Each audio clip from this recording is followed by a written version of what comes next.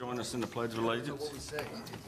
I pledge allegiance to the flag of the United States of America and to the republic for which it stands, one nation, under God, indivisible, with liberty and justice for all.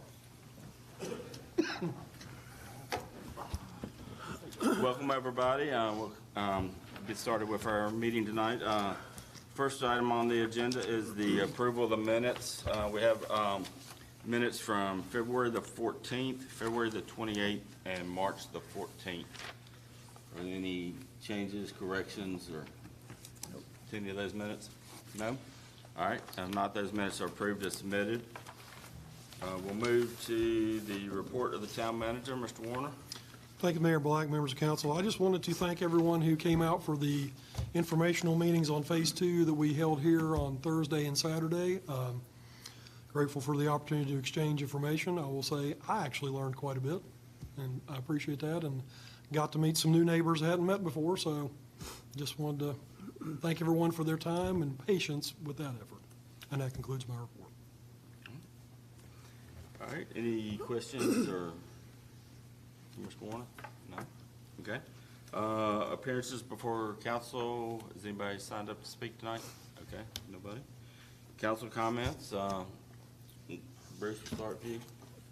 Okay, earlier tonight, I attended a awards ceremony for our Finest in Blue, the Bedford Police Department. Congratulations on everybody that won an award tonight, especially to Officer Brew, Officer of the Year Award. Ronnie, thank you for spearheading something like this. I know it may seem like a small deal to some people, but to the officers that were there, it makes a huge difference right there. Also, something that I want to bring to people's attention if they don't already know. Now, sometimes when I'm door dashing, there will be young people out at Walmart's parking lot doing donuts, burnouts, drag racing, and that can be a little hazardous for not only me, but others in the community as well when people are doing reckless things like that. When I was younger and I did donuts, I did it at the high school parking lot on the weekend when nobody was there. If you're going to do stuff like that, please do it in a place that's safe and you're not going to harm anybody. That's what I ask for. And to the officers that are doing a great job, each and every one of them, thank you for what you do. Keep up the great work. Bruce? I'll pass. CJ? Councilman Hardwick is bringing back some memories of my younger childhood, but that's all I'm going to say about that. How long ago was that? Yes. I do want to touch on what Bart said earlier. 2 great meetings Thursday and Saturday. Great PowerPoint, good information for those who came. I also learned a lot. Did a great job, and I think we had a good turnout Thursday, a few lesser on Saturday, but hopefully many watched it by video and got educated. So appreciate it. Same day. I just want to thank Mr. Warner for the meetings Thursday and Saturday. And there was more people showed about Thursday night than Saturday or whatever, but it's very informative information where we try to get out to the community and let people know what's going on. And I just want to tell all our employees, thank you for everything you do for our town. So, yeah, I watched a bit of the YouTube the Thursday, not Saturday, but Thursday. I appreciate it. Standing in the breach for us. I couldn't really hear those in the gallery, the questions real well, but it looked like you did your best to take all questions as best you could and, keep your composure, I should say. No, it looked like I didn't see the whole thing, but you did a good job from what I saw.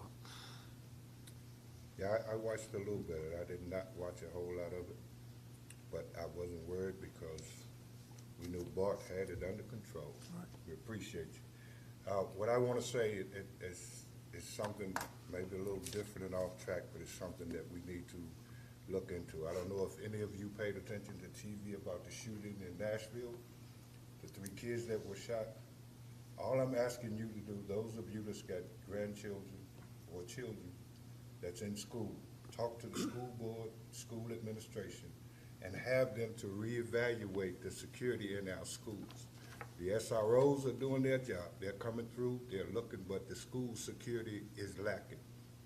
I think they had someone going through not too long ago. But even though I'm retired, I work at these schools.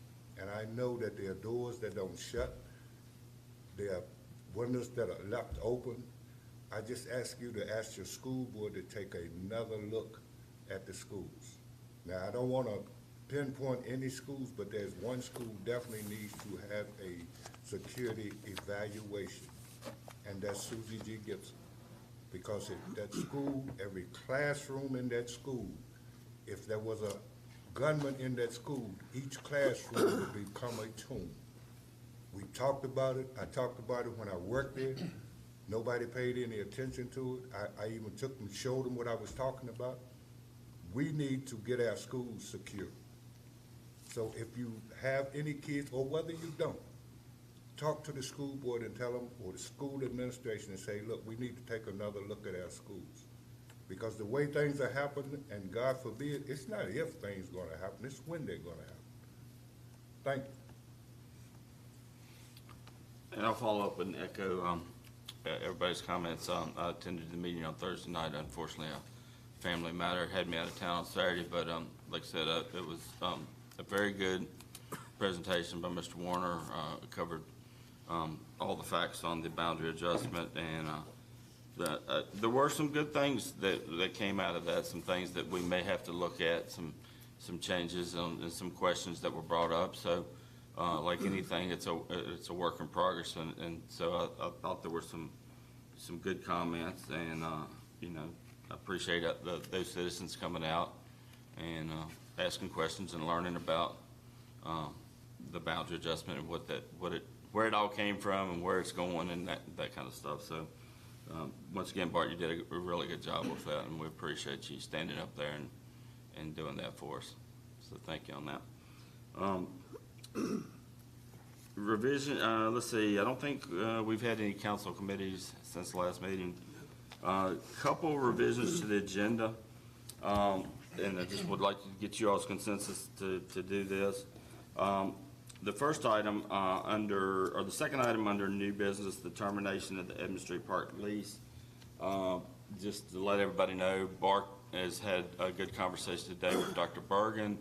Hopefully we're getting closer to reaching a solution on that matter maybe. And so I would like to just kind of take that off the agenda tonight and move that to the first meeting in April if we don't have some kind of, resolution to that matter. So if everybody's okay with that.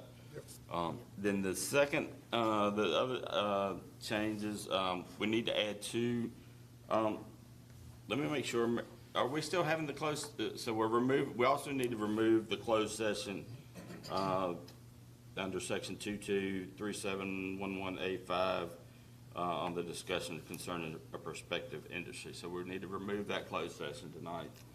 And then we're gonna add two closed sessions, one under code 2.23711A1 personnel to get an update on an assignment of the town attorney. There's some things we need to talk about. And then two, under section 2.23711A8, legal counsel, that's in regards to a recent Supreme Court case. It was a Virginia Supreme Court? Virginia Supreme Court. Virginia Supreme Court case, Berry versus Board of Supervisors of Fairfax County. So I'd like to add those two items and remove those two items. So we got consensus on that from everybody? Yeah. Yep, okay. All right, so that'll be that changes to the agenda. Move into the consent agenda. The first item is the reappointment of members of the local Board of Building Code Appeals. Mr. Warner. 3 members' terms on the local Board of Building Code Appeals expire on April 30th, 2023. All are current members who have agreed to continue to serve on the board for an additional 2-year term. Council is requested to reappoint local Board of Building Code Appeals members as follows: Jonathan Buttram to a 2-year term to expire on April 30th, 2025. Jeff Witt to a 2-year term to expire on April 30th, 2025. And Matt Holmstrom to a 2-year term also to expire on April 30th, 2025. All right, do we have a motion to appoint the members to the, So moved. Second. all right?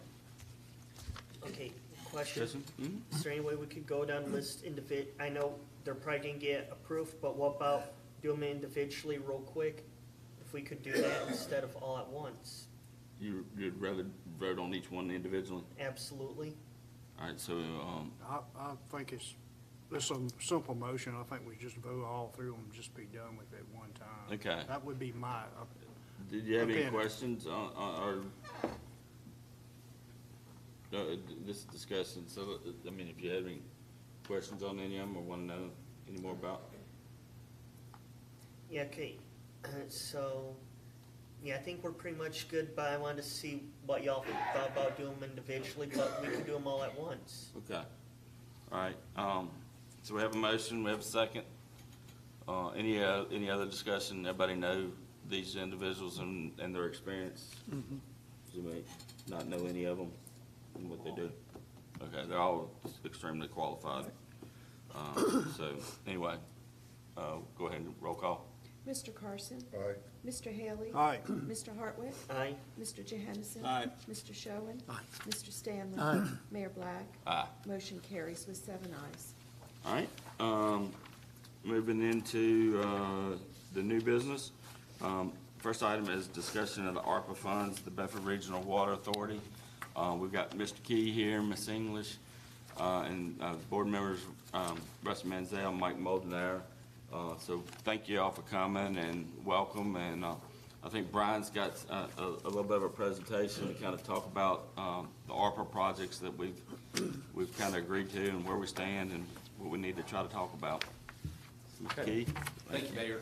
I think most of you know me. I'm Brian Key. I'm the Executive Director of the Authority. As you mentioned, we've got 3 others from the Authority here tonight. Generally, I'd rather walk around and talk, but I've got a lot of figures and facts, so I'm going to read them from behind the podium instead. We came tonight to talk about the water and sewer funding, specifically about the federal funds, the ARPA funds. The American Rescue Plan Act program is grant money that the federal government allocated for a host of purposes, but one of the specific projects or purposes is for water and sewer. And that's particularly what I want to talk about, are the improvements in and around town related to those ARPA funds. So as you're aware, on December 1st of 2021, the town committed to providing $4.5 million for 3 projects. And those projects include sewer line replacements in Town and Country, a water line extension along Belltown Road, and a water tank replacement on Helm Street, at Helm Street. So we're also very excited that on March 6th of this year, the Department of Environmental Quality, DEQ, approved an additional $1.2 million that is earmarked for the Town and Country subdivision.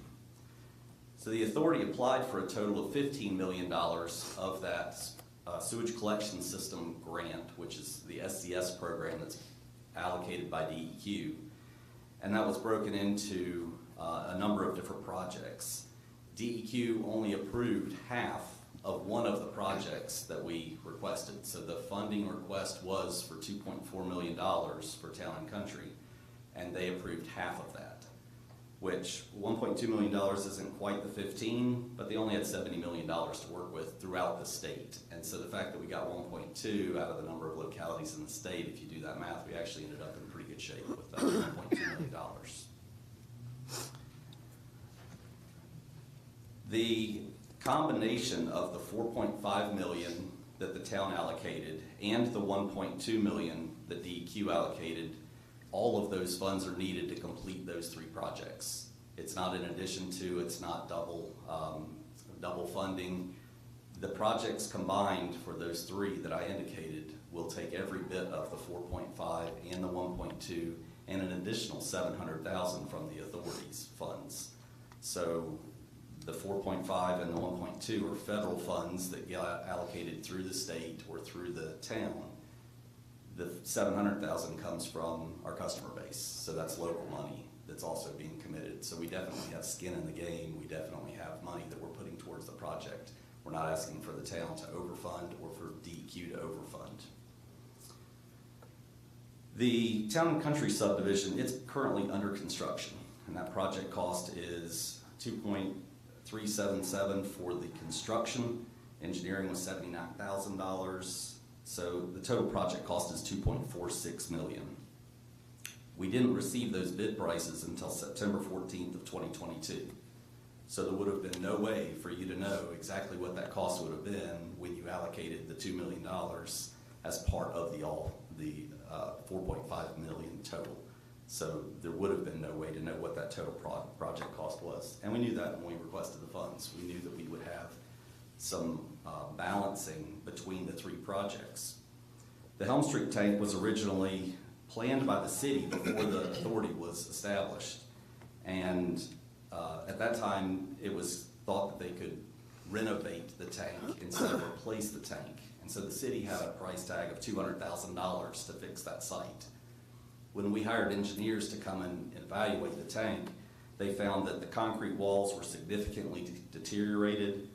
The roof of the tank had lead-based coatings on it, and that the cost to fix the tank would have been more than the cost to replace the tank.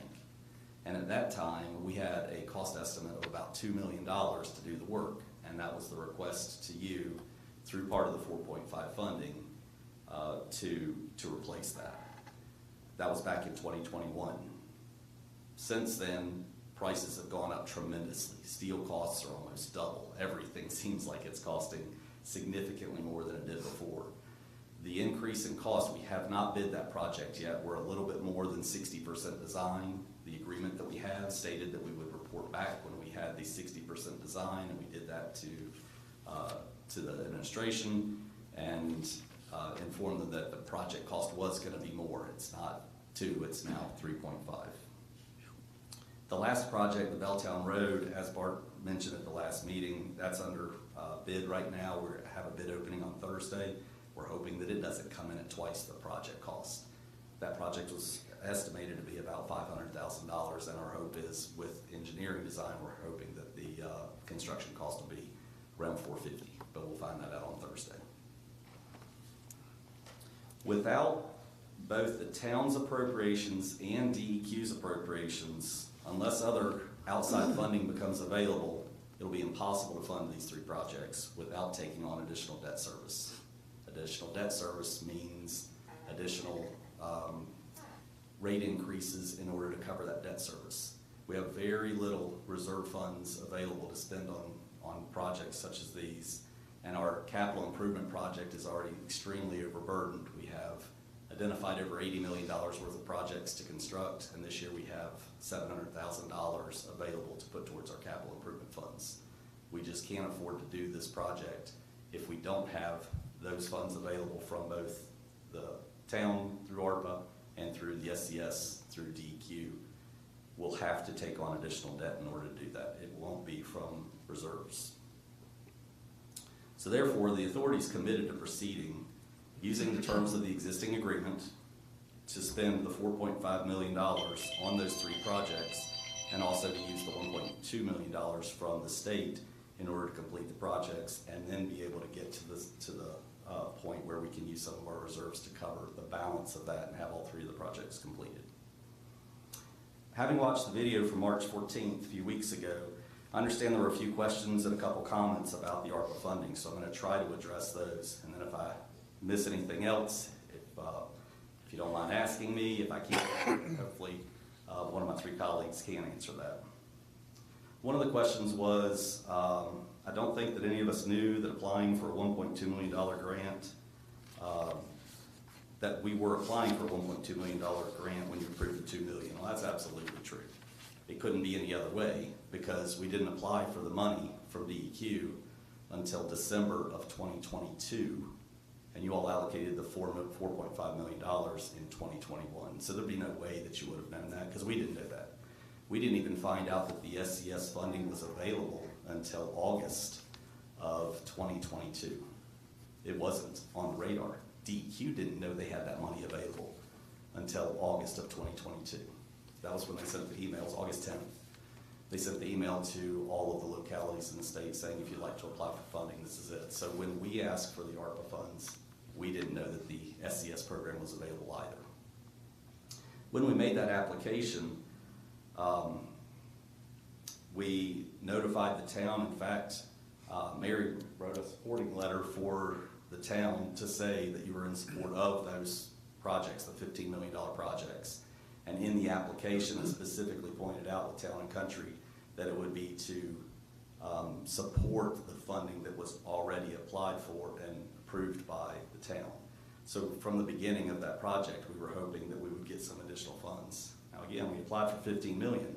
We were hoping to have enough money that we'd be able to do everything that we needed to with the sewer systems in town, including increasing capacity on the western side of town. That was certainly the hope.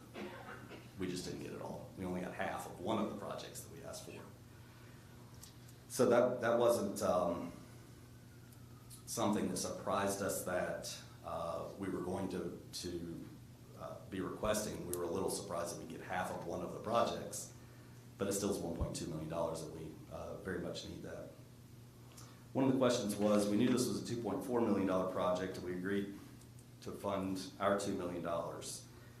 The agreement that we signed back in December 1st of 2021, it actually specifies that it's a $4.5 million $4.5 million allotment. The agreement is for the total. There are several different parts of the agreement that state that's for the total, and it's to take care of those three projects. But it's not broken down by $2 million for one project, $2 million for another project, and $500,000 on the other.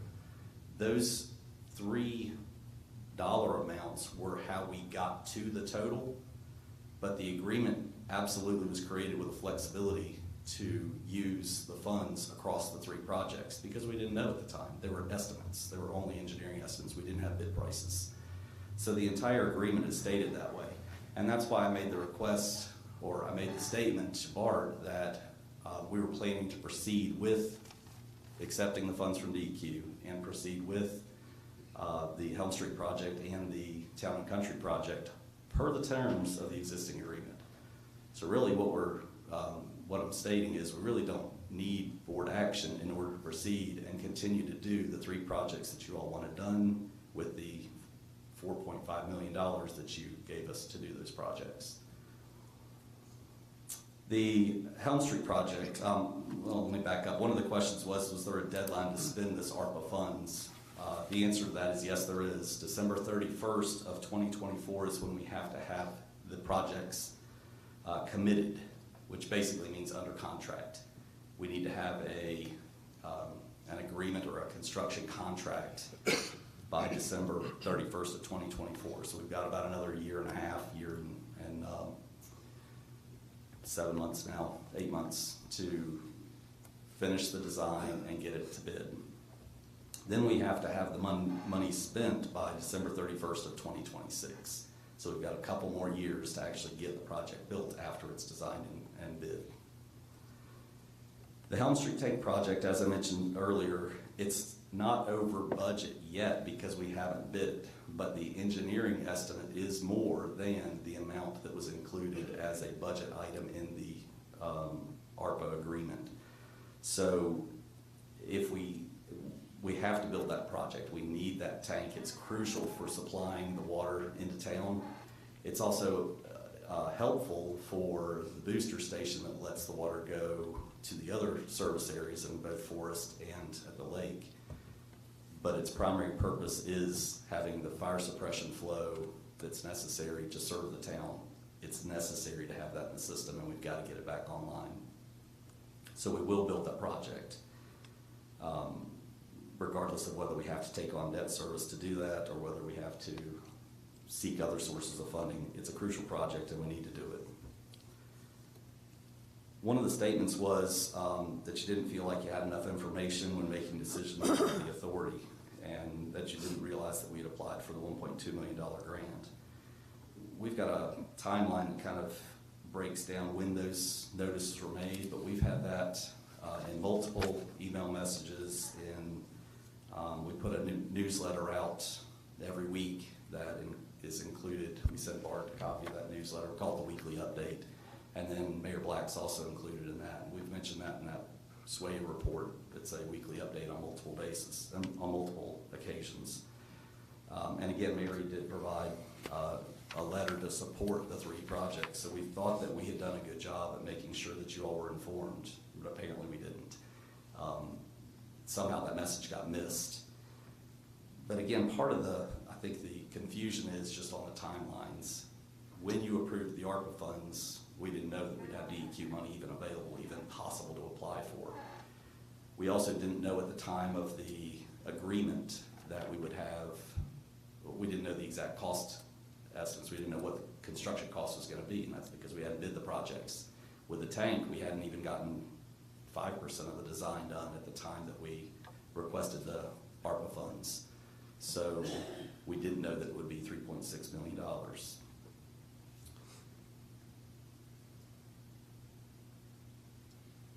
One of the comments was that you wanted to make sure that some of the funding was provided by the authority. And as I mentioned at the beginning, even with the 4.5, even with the 1.2, there's still gonna be $700,000 that has to come from the authority, whether that's through using our reserves, whether that's through capital improvement, allocation in future years, or whether that is from debt service. We do have a significant contribution, local money that needs to go into that project. Lastly, in addition to the $700,000 we're gonna be putting in, to date, since the inception of the authority that was formed at Reversion, we've spent $1.49 million in sewer rehabilitations. That's one of the things we're obligated to do because we inherited the consent order from the city that says that we have to put money into the sewer system every year. And we have grossly exceeded the amount that has to be put in. We're only obligated to do $100,000 a year by that consent agreement. And as you can see, with $1.4 billion, we're significantly higher than $100,000 per year that we've put into it. In addition, we just finished up a project. In fact, we're gonna have a ribbon cutting ceremony in a few weeks for a contract that we did at the wastewater treatment plant. That was $5.4 million. We had to take on debt for that, paying debt service on that. And that was to fix some of the outstanding issues that were at that plant. Also that came over at the time of the reversion as we took on those assets. So we have a significant contribution in the sewer system in town. Outside of the sewer, we also spent over $500,000 on materials alone for the CIP work that we've been doing in town to fix up streets like Gum Street, like Avenel, like what we've done on Dawn Drive. We keep putting money into the system, and we'll continue to put money in the system because it's in a state of disrepair. We have to keep improving. We're very appreciative for the $4.5 million. It was desperately needed. Town and Country was a continual problem that we were going out to fix, and we're thrilled to have that project brought up to the standards that they should be. And it's just the start of a number of projects that we have to do. So in summary, basically, the authority's heavily invested in water and sewer in the town. We will continue to do so. We hope that you understand that we do have skin in the game. We're definitely contributing a significant amount of money into making sure that those water and sewer systems are as good as they can be. And we're very appreciative for the $4.5 million that you've allocated to us, and we'll definitely use that wisely to keep those 3 projects moving forward. With that, if there are any questions, we'd be happy to answer them. On the $100,000 a year for the sewage, that was per the reversion agreement, right? The reversion agreement stated that we would take on all debts and liabilities related to water and sewer in the town, and that was one of the liabilities. Okay. And Yes. so far, you said you put in, was it 1.3 million? 1.5. 1.5? 10 years? We're on 9 years. And like you said, with inflation, $100,000 9 years ago isn't what it is now. I mean, you had that happen with projects already that have doubled, tripled sometimes in cost. Well, So most with of the inflation- work, it has gone up certainly. All of that work has been performed by our crews using set-aside funds in our CIP team. Most of it, maybe not all of it, but a lot of it, a significant amount of it. And again, most of it was done pre-COVID, so most of it was at the lower dollar amounts. But you're absolutely right, 100,000 doesn't spend today what it used to spend. Right. The DEQ order is still at 100,000. They haven't escalated that to adjust for inflation. So it'd be about $900,000 that you were obligated to at this point. Without Well, we've spent inflation, $1.5 billion. but without obligations. inflation, $100,000. The agreement just says 100, obviously, right? Yeah, it's a It didn't requirement account from for DEQ. inflation and, From DEQ, that's not part of the reversion, that's DEQ's minimum. okay, I was just trying to, with the Minimum. 1.5 million that they put in, that they were required to put 100,000 a year in for 9, we've done that for 9 years, right? Correct. Right, 900,000, yeah. So, all right. It's an obligation. We had to do it. Right, We I had no understand, choice. but as far as there being greatly exceeded that, I don't know. I mean, Depends on your definition of great, I suppose. yeah. So, my question, all right, let's look at the three projects. You got 2 million for, Town and Country, 3.5 million for Helm Street, which you don't even know if that's gonna be the right number yet, We don't. and 500,000 for Belltown, you don't even know that's gonna be the right number yet. That's correct. So you're at $6 million. Right? 3.5, 2, Estimated. 5.5, and 500, $6 million. That's the estimate, correct. The estimate, all right, and so we're giving you, if we give you the 4.5, you're still at 1.5 million to get those projects done. 6 minus 4.5 is 1.5 million, so you got to come up with more than $700,000. 3.5 plus 2 is 5.5 plus 500,000, $6 million. That's you're getting- additional funds that we haven't spent. To complete all three of these projects. We have already spent a considerable amount of money on the projects that's not included in the future budgets. That's correct. So, but you're telling us your estimate of the cost of construction, everything, is $6 million, correct? Correct. Right now, which minus 4.5 is 1.5 million, not 700,000. So how are you gonna fix that gap? We've already spent some of the money on particularly the Town and Country project, for example. We're using some of our reserves to already pay for that. So this is the shortfall for future spending, not the shortfall for the entire project. So it's been spent down some already, is what? Correct. We've been putting Okay. money into the projects, not for Belltown Road, but we've been putting money into the Town and Country project for some time. So then if you've been putting money in it, why do you need, still $2.4 million? If Because the the total project project cost is 2.4 and you've already put money in it, why do you still need 2.4? So I think the confusion there is the total project for Town and Country, if we were to do the entire scope, is significantly more than 2.4 million. The 2.4 was the bid prices when we scaled out and phased the project, and that was only phase one. And when we bid that at 2.4, we didn't have close to, crossing under 460, for example, is a part of that project that needs to be done. That's a future phase of the project. Just that crossing alone is estimated to be at $1 million. We didn't even bid that out because we knew that we weren't gonna be able to afford building it all. There are sections of the project that we have proceeded with that we will pay for, and there's still a considerable amount of work that we're gonna do with our own CIP crews using our own materials, purchased materials, and our own labor. That project is gonna be significantly more than $2.4 million when it's said and done. So we really don't know what the scope of the project is that we're funding at the $2.4 million. We know that it's significantly more than the total 4.5 that you've contributed for the three projects.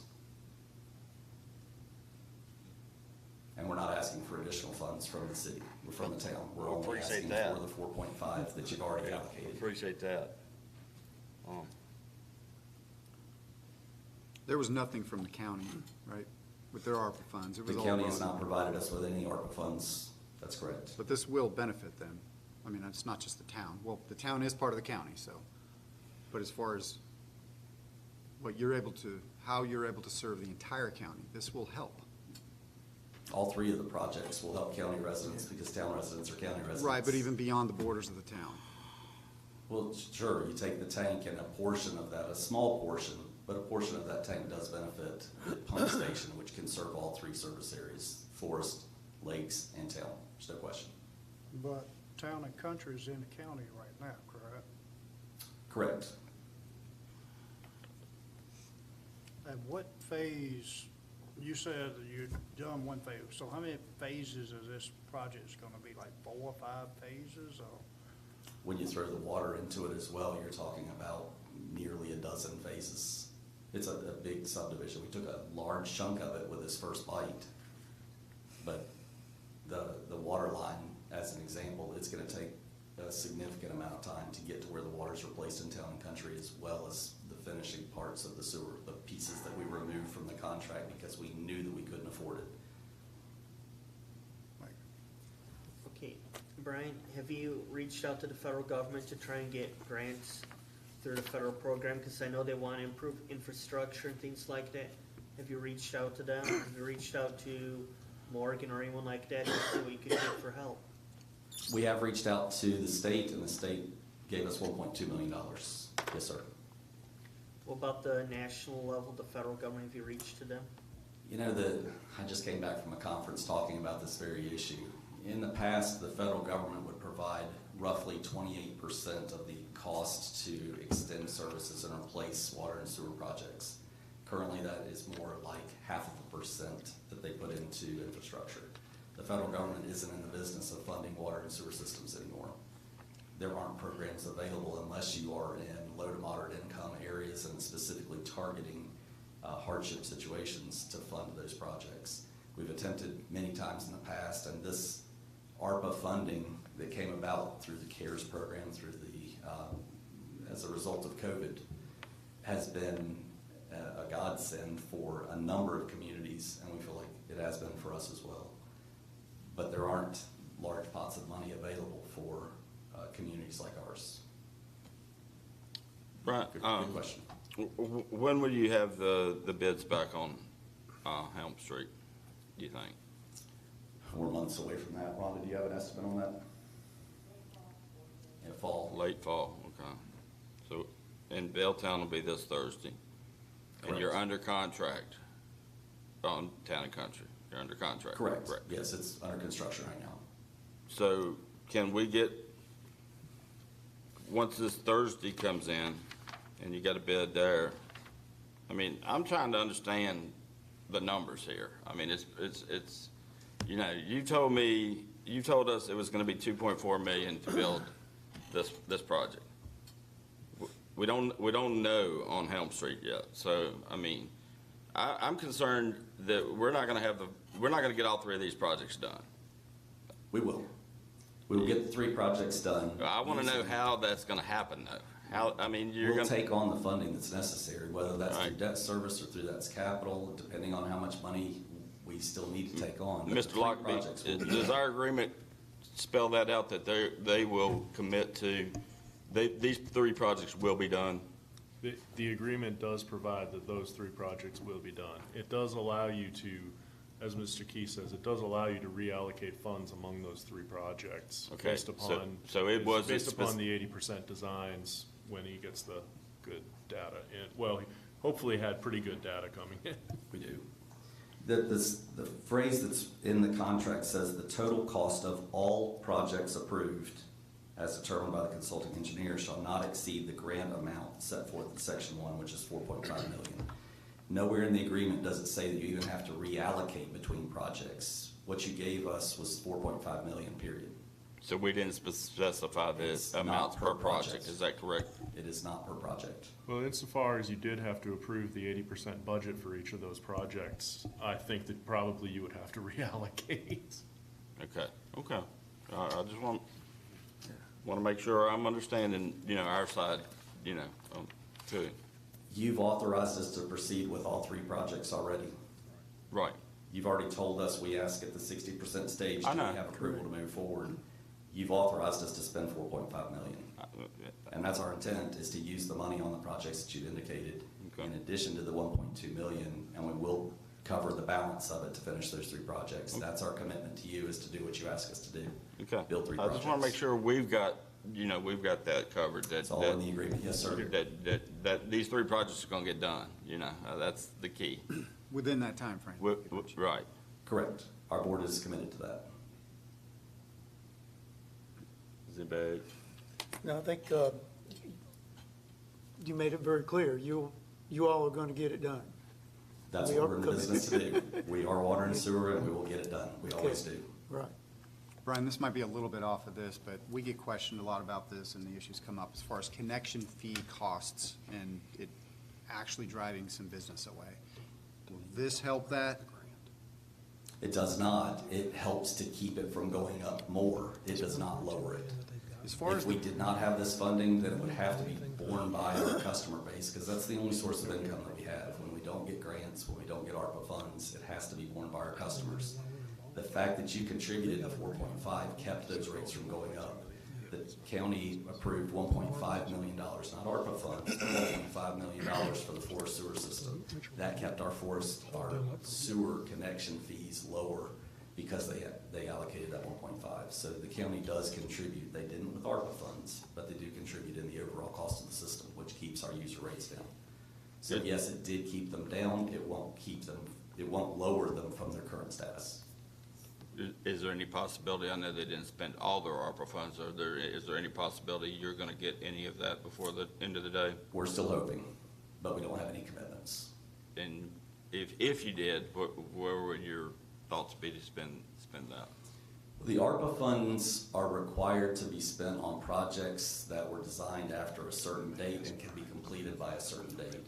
So our hope would be that we would be able to apply those funds towards the 460 booster station, which significantly does help the town. It significantly helps the county. It's a way for us to blend the three systems together. That project cost a little over $2 million, $2.4 million, and that was all borne by the authority, all of that cost. So our hope would be that it would be a reimbursement, as was the case with this funding with DEQ. It would reimburse some of the other expenditures that we already have, so that it would free up some of our cash. I'd just like to hop in and just a point of clarification. Is there any action that you need the town to take for you to get access to the $1.2 million SCS grant? There is not. No, the reason that that's tied in the date is. Just want to make sure we did if there was. That was the reason I asked. In an effort of having good communication with the town, we sent the email to provide the information that we had gotten that grant fund. Right. And in an effort to make sure that we understood that we were still proceeding with the 4.5 million. And we didn't want there to be any confusion that it's either or, it's both. We need both to do it. That was what the email was meant to do. It wasn't to solicit a vote or to get board action. It's just following the existing agreements, and we fully intend to take the 1.2 and million. I appreciate the fact you got the 1.2 million. I was Sure. hoping that, So do we. I was hoping that was gonna free up 1.2 million for me, but, you know. We needed both. Yeah, but it didn't, so that's Doesn't happen okay. that way. I mean, If we I got understand. 15 million, we'd be in a different story. We'd be in a Well, then we different can position. work on our bigger issue That's that no one's asked about yet, and so I will, you know. Do you have any plans now about raising rates to help cover expense, or is that just an option you're throwing around in case? Now, we're on our 10th year of a 10-year equalization plan currently, and we have an advertisement going in the paper tomorrow to show that 10th year adjustment to equalize the rate, so that the town residents will pay the same thing that the county residents pay, that the adjacent to town residents pay. Everyone will be at the same rate. So that advertisement was approved by the board at this last March meeting, and it'll be in the paper tomorrow. So yes, sir, we do plan to adjust the rates per the consolidation agreement, per the study that was done on our rates by a consultant back in 2012. So, you still doing the 3 months or the 1 month, or how do you, because it was one time you was doing 3 months of water payments, or is it per month now? So the Public Service Authority used to bill on a bi-monthly basis every 2 months. And for the first couple years of the Regional Water Authority, we were also following that same 2-month period. We quickly realized that we needed to bill more often. I think you all requested that we bill more often, and we took that into advisement, and we changed to where we do bill monthly. Yes, good question. So a couple questions, and I know everybody's been waiting to ask this one, so I'll go ahead and ask it. Obviously, the town is getting a lot of interest and a lot of potential to grow. And the sewer capacity is our #1 challenge right now. So I would like to know what a plan is to address that so that we can grow and that we're not running off development, because that's it's stopped right now, let's be honest. Sure. You know, and it's stopped because we don't have the sewer capacity. So what is you and your board's plan Because, I mean, I will be honest, Brian, we sat in a room downstairs 9 years ago, and there was gonna be a plan. And I haven't seen a plan. I mean, I've heard bits and pieces of a plan. But I would really like to know what the plan is long-term to address this as quickly as possible, because, you know, it's kind of frustrating when we're sitting up here, we're trying to grow our tax base, we're trying to expand our community, and get services and get new businesses here and get new residents here that will contribute to the growth of this community and the vibrancy of it. And to be quite honest, y'all are the number one holdup. So can you tell me what the plan is, or can you commit to getting us a plan so that we know what, you know, how this is gonna get fixed? Yes, sir. So a couple things. First of all, it's not there's not one magic silver bullet that's gonna fix it all. It's a series of issues that need to be resolved in order to gain that capacity. And the very first thing to realize is we have not lost any capacity in the 10 years that we've been operating. The deficiency, the lack of capacity is something that was inherited from the city. That capacity wasn't there 10 years ago, and it's not there now because we haven't had the investment in the system. We have significantly improved overflows in town, particularly at the pump station 1. One of the first projects that we took on was to fix the sewer system that's near Quarles Road, to keep the sewage from coming up out of the system and ending up on the ground. And we've done that, we fixed that. It carried that flow through. We reduced inflow and infiltration by doing that. That was a significant improvement, but we still haven't lost capacity, we've gained capacity. The project at Town and Country is helping with inflow and infiltration. Until that project's done, we won't know exactly how much, but that will reduce some of the wastewater flow that's coming from rainwater into the system. That will reduce it. We'll gain capacity back at that point. We're working with the federal government at the Peaks of Otter. There is significant inflow and infiltration coming in from their private sewer system. It's taking up a significant amount of capacity. We are now billing the federal government for that capacity, which is likely going to spark them to make some improvements on their system, which will reduce some of that I&I. That will add to the capacity. From a mechanical standpoint, we've partnered with the town and the county to replace 6 pumps at 2 pump stations, which will increase our ability to transfer the flow from the drainage areas that go to Nichols Road Pump Station and the drainage area that goes to Whitfield, to transfer that to our wastewater treatment plant. Your contribution of $220,000, the county's contribution of $220,000, which you both approved by resolution, and our contribution of $220,000 is going to increase that sewer capacity. But more work is needed. $15 million is what we applied for. Most of that $15 million would have been to increase the capacity. We only got 1.2. There's a lot of work still to do and a lot of money still to spend, but we're working on increasing that as we go in the critical areas to get the most bang for our buck. So when do you think we may know how much additional capacity from the things, those 3 things that are kind of in the works now, the Town and Country, the Peaks of Otter, the sewer, the pumps, you know, is that gonna get, how much time is that gonna get us once those things, you know, or how much? So the Peaks of Otter, we don't own the system that's contributing to that wastewater inflow and infiltration. We can't force them to fix their system. We can bill them for it so that they're paying for that use, but we can't require that to be done. So I can't give you a deadline on that. I don't know when the federal government will make those improvements. I'm sure that they would like to.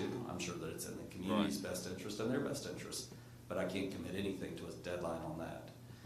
The pump station improvements that are $660,000, we're working now to come up with the specifications to purchase those pumps and get them installed. We were waiting to get the announcement from the state on this SCS funding, the $15 million we applied for, before we started that work, because we would have preferred to not have to come to the council and ask for the $220 and had to go to the county and ask for the $220,000. We were hoping to use federal money for that. We didn't get it. We just found that out a few weeks ago. So our next step is proceeding with that project. That will buy back the capacity that's necessary for a few of the developments that have been indicated that we know that are coming. Right. So those couple developments should be in good shape as soon as we finish that pump station project and reducing some of the I&I from Town and Country, for example. The pump station on East Main Street, is that functional now? The one, East the Main one Street. y'all built right there off, That's the water. The booster station on East Crest, Yeah. yes, it's functional, fully functional at this point. In fact, we had some maintenance work that we had to do at the Turkey Mountain plant that came from the city, that treats the reservoir from Stony Creek. And when we shut the plant down, we were able to completely supply the town with the service from Smith Mountain Lake without any interruptions in flow. So we had the plant down for a considerable amount of time, and none of the residents or businesses felt anything from that downtime. That was a few weeks ago. And then the last thing, kind of back to the rates. Have y'all compared yourselves to anybody else? I mean, I know your business model says the capital and the hookup fees and all that stuff's gotta be this high, but, you know, when Campbell County is charging you $7,000 for water and sewer hookup for a single-family house, and we're charging $14,000, I mean, I'm just flabbergasted we're double what our neighbors are, you know, so, I mean, I know you gotta figure out your finances, just like we gotta figure out our finances, but, I just wonder if there's another way to do some of this stuff that, you know, but, like I said, right now, it doesn't matter, but so much, because we can't hook anybody up to the sewer much anyway, so, but, I mean, we do hear it, I mean, I hear it, and, you know, I mean, I know builders, and I know developers, and it just seems, I'm not gonna say excessive, because I don't know, I don't sit in and understand your finances, so I'm not gonna try to, but it is extremely high compared to our neighbors, it seems, and, you know, hopefully we can get to a point where that's not where, you know, we're generating all our revenues, but that's up to you all. But I just wanted to make that comment and just wonder if there's any way to kind of look to switch that business model in the future, or is that just the way it's gonna be? Well, we run a very lean organization. If you were to compare customer counts to the number of employees that we have, we're on the lean side. We are very cognizant of using our customers' money well. Some of our challenges that our neighbors don't have is the size of the service area. Bedford County is a big place, and we have systems that are at the far ends of the system. Montvale to Forest, 45-minute drive. From the Big Island or Boonesboro area, up near the James, down to Smith Mountain Lake, an hour drive. The service is in a very rural area that has very few customers per mile of pipe. The very essence of the organization is inefficient just from a geography standpoint. So it's hard to compare a neighbor to us and say the rate should be equal. It also has a lot to do with the age of the system. If you take Campbell County, their system has very few pipes in it that are older than 1972. The town system has a lot of pipes in it that are older than 1972. We're putting the vast majority of our revenue into the town on pipe repairs. We spend more time in town fixing than we do anywhere else in our system. And we So understand that. I mean, that's what leads to the cost. So we have a operating budget expenditures that have to be covered by our operating revenue from rates.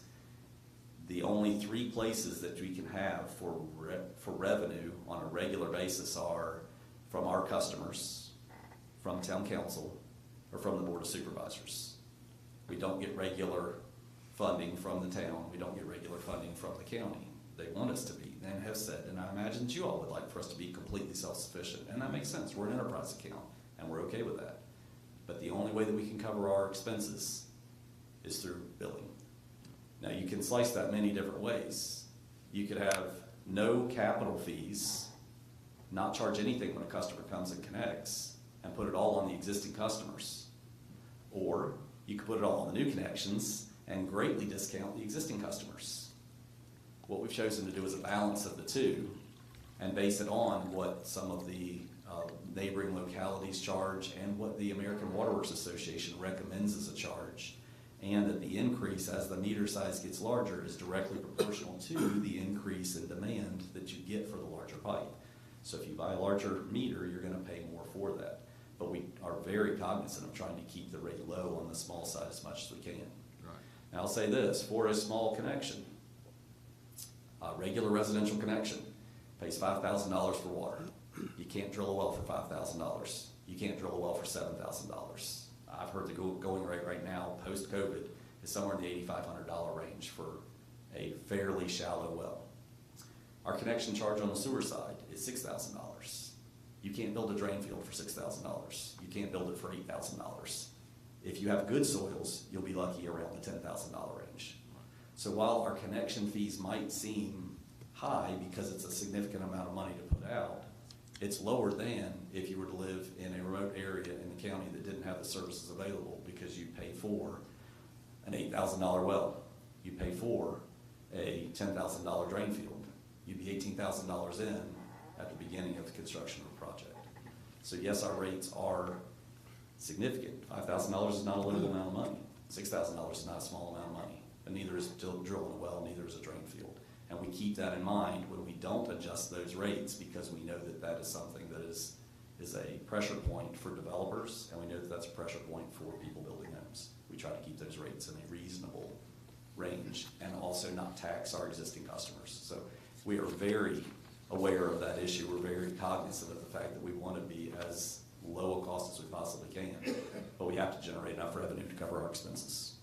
We want to help you generate that revenue, but we need your help to do that. And growth is a great way to do that, and we are very much interested in supporting the growth. We don't want to ever be the stumbling block to say something can't come into the town or can't come into the county. We work very hard to do that. We spent $15 million in forest to make sure that didn't happen in the forest sewer service area. And we've spent, well, the $5.4 million that we spent in town at the treatment plant is to make sure that we have that capacity that's available and that we can afford to efficiently run that treatment system. So as far as the basis though of your costs, I was trying to make sure I caught it. Geography, we're very large. So by comparison, say Campbell County's, I don't know the difference, but it's a little smaller, I guess.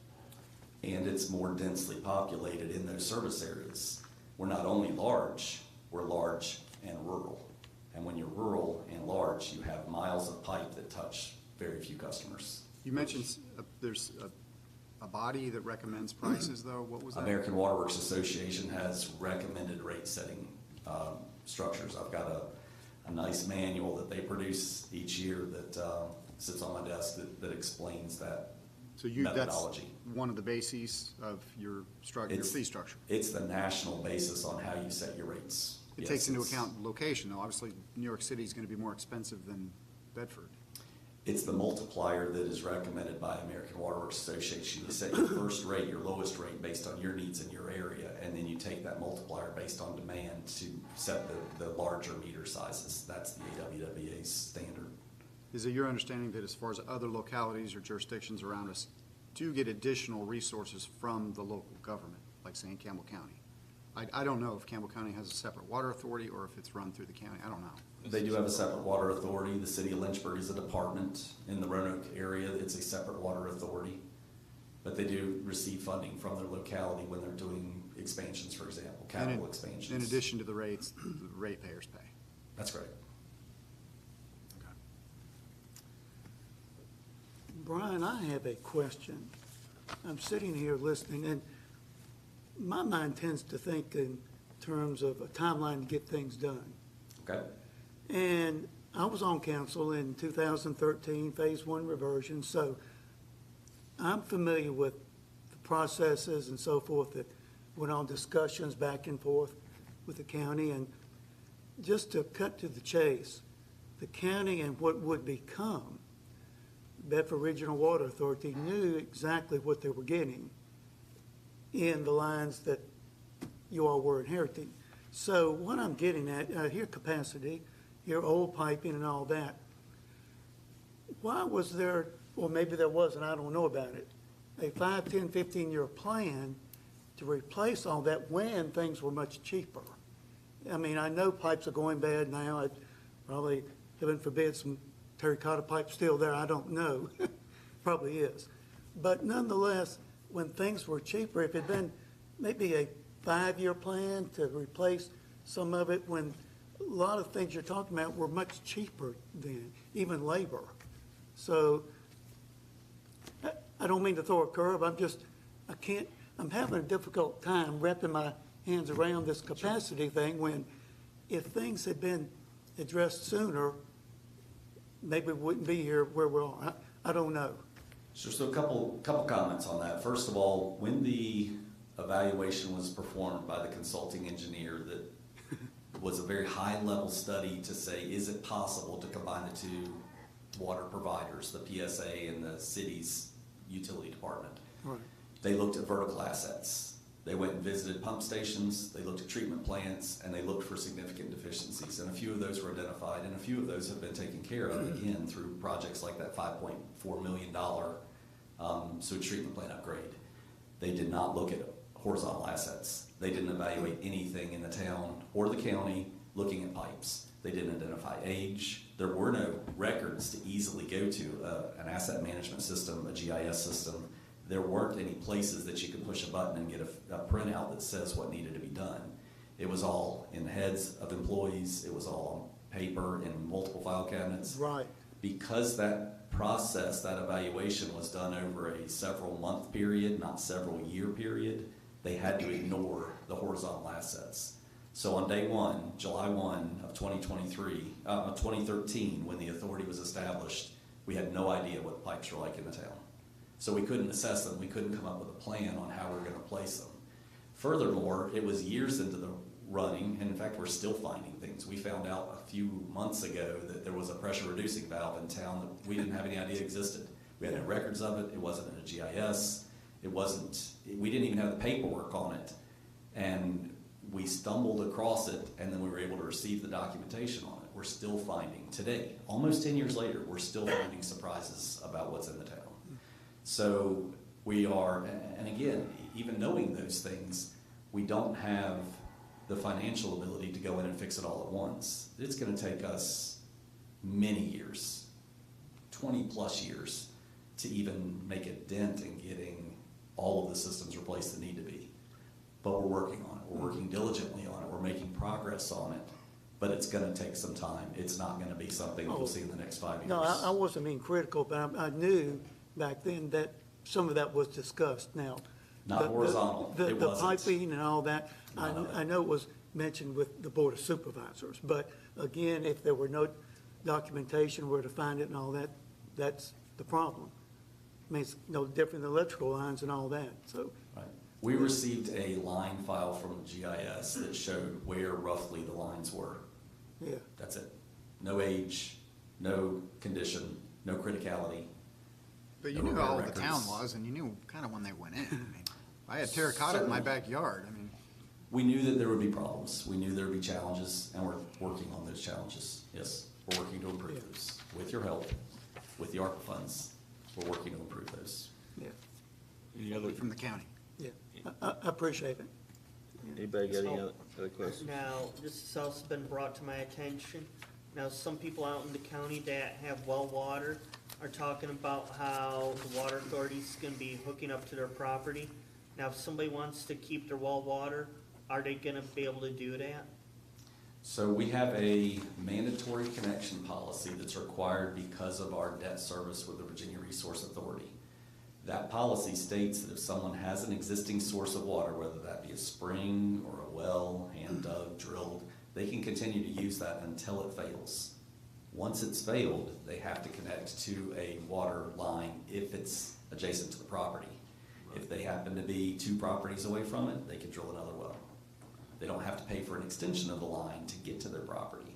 But if it's already in front of their property, they have to connect if their well fails. Until then, they can use it in perpetuity.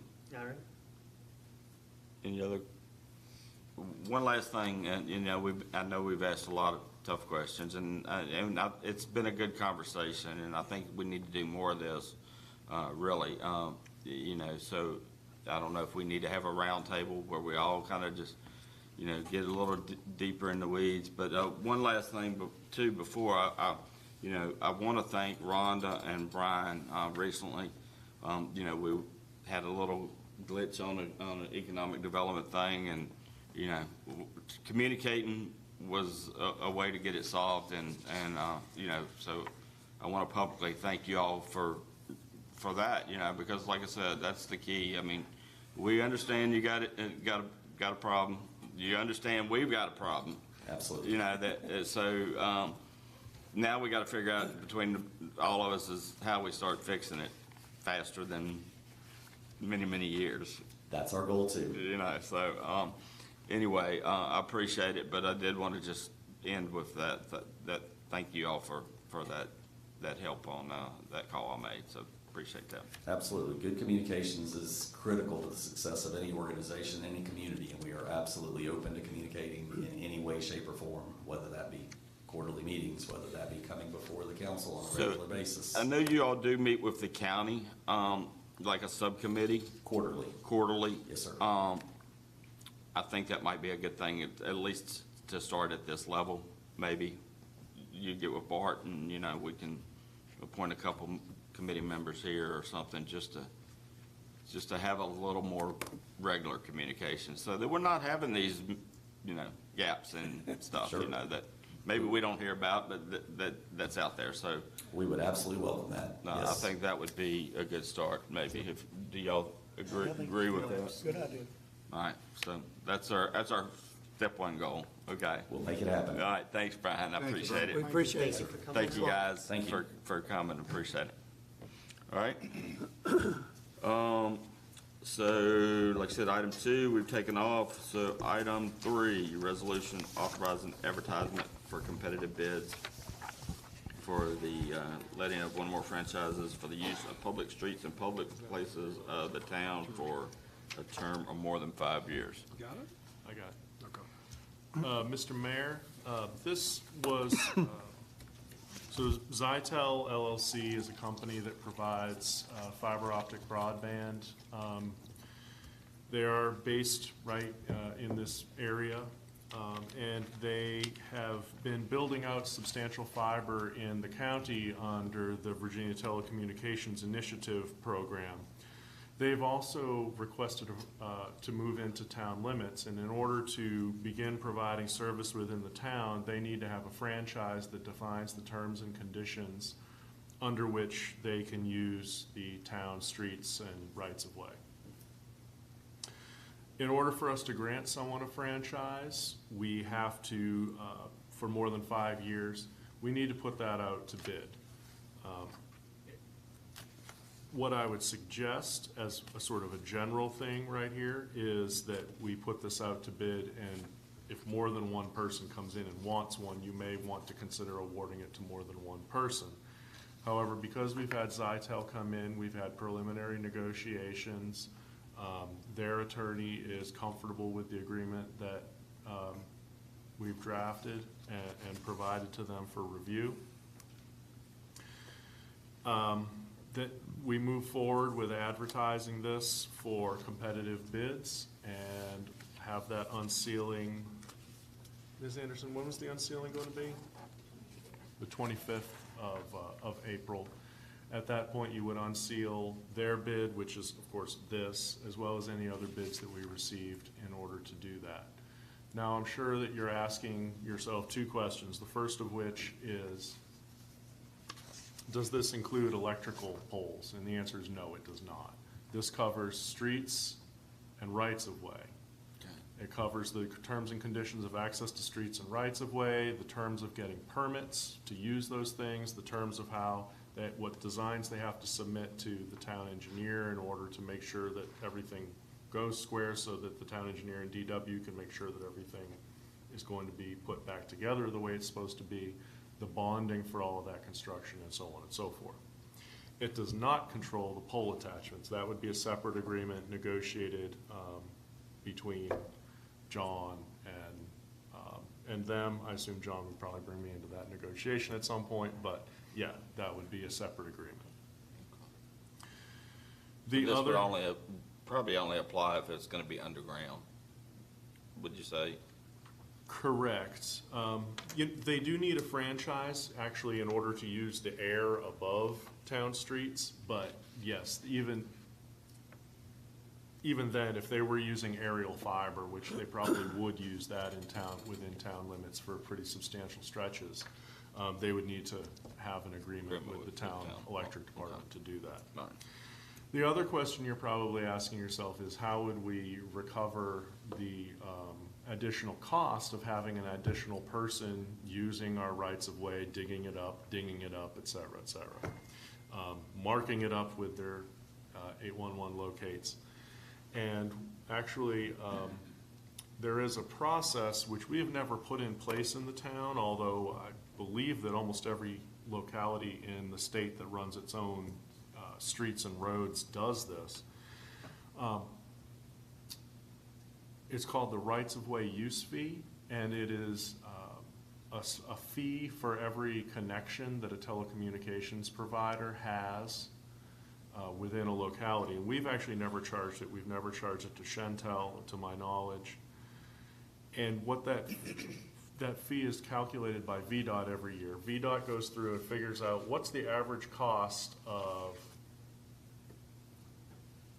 every linear mile of fiber that gets put in our streets in terms of how much VDOT's cost is. How much does that increase their cost? I think last year it was $1.12 per connection or something along those lines.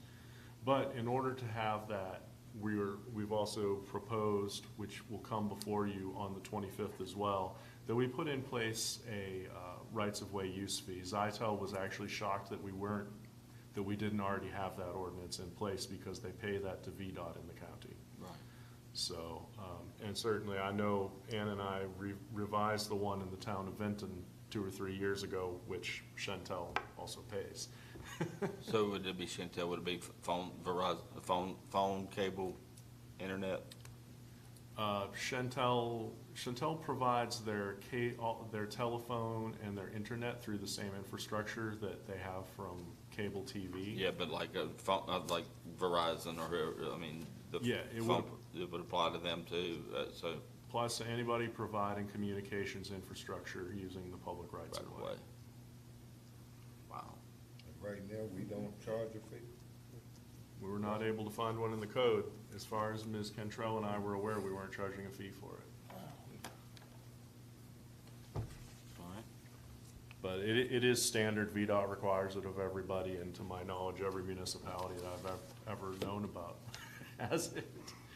So, one question I had, and I spoke to Mike about, I just want to make sure, obviously this says in the town, but that if we do follow through with the boundary adjustment, that obviously those neighborhoods will become part of the town, but I just want whoever gets this franchise is aware of that, or make sure that they're incorporating those areas into their plans just as well, because I mean, I think that would be a really good benefit if we could, extend fiber optic internet into some of these neighborhoods.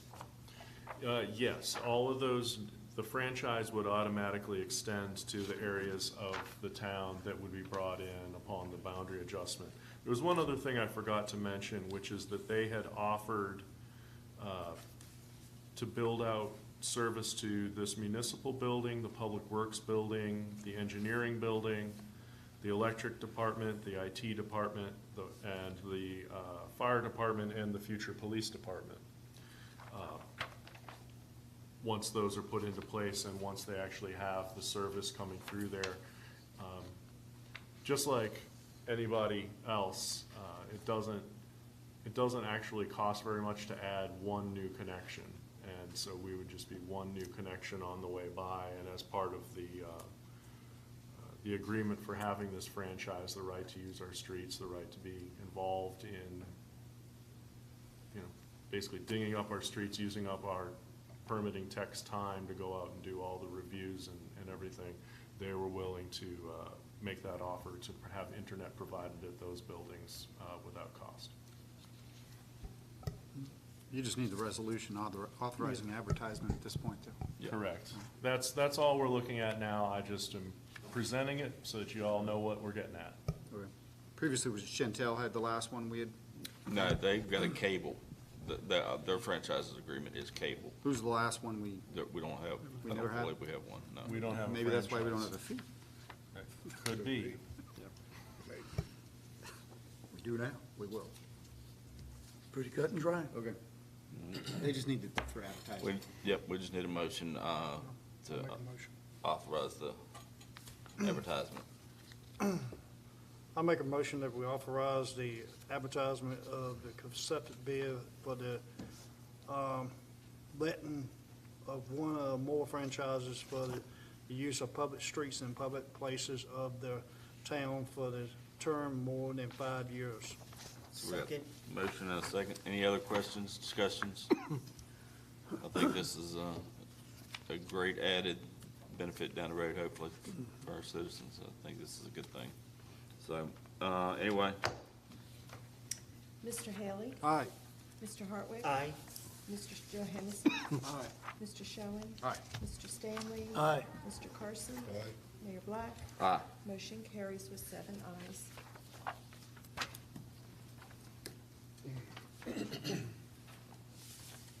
All right, next item is the Motorola contract budget amendment.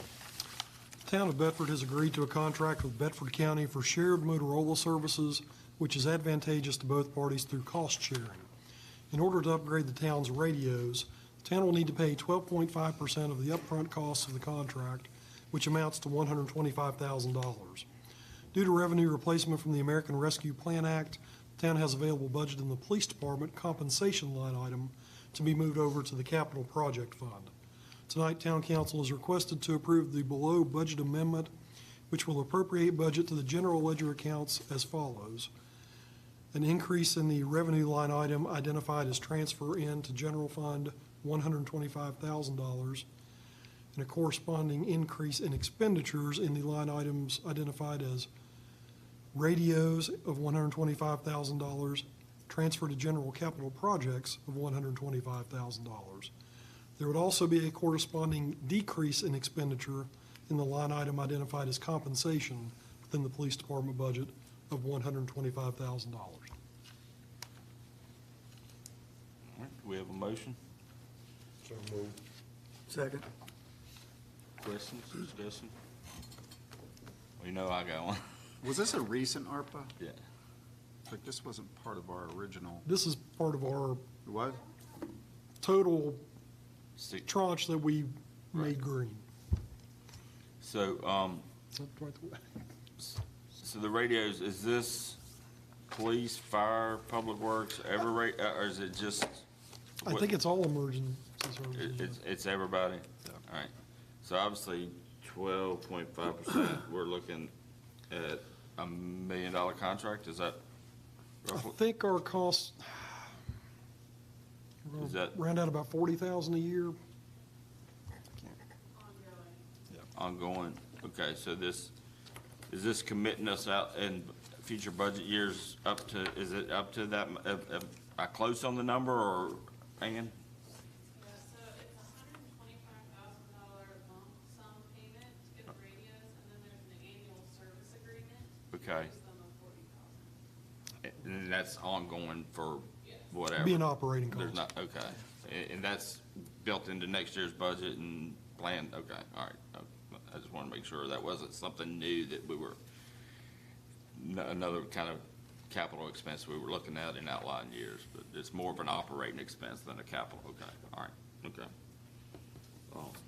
Any other questions? All right, roll call. Mr. Hartwick? Aye. Mr. Johansson? Aye. Mr. Schoen? Aye. Mr. Stanley? Aye. Mr. Carson? Aye. Mr. Haley? Aye. Mayor Black? Aye. Motion carries with 7 ayes. All right, next is, Ms. Cantrell, we got a budget presentation. Thank you. I'm gonna try to get some back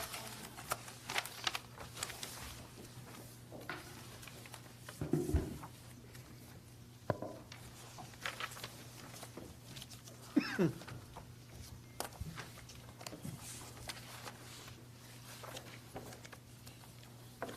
Good evening, Mayor, members of Town Council.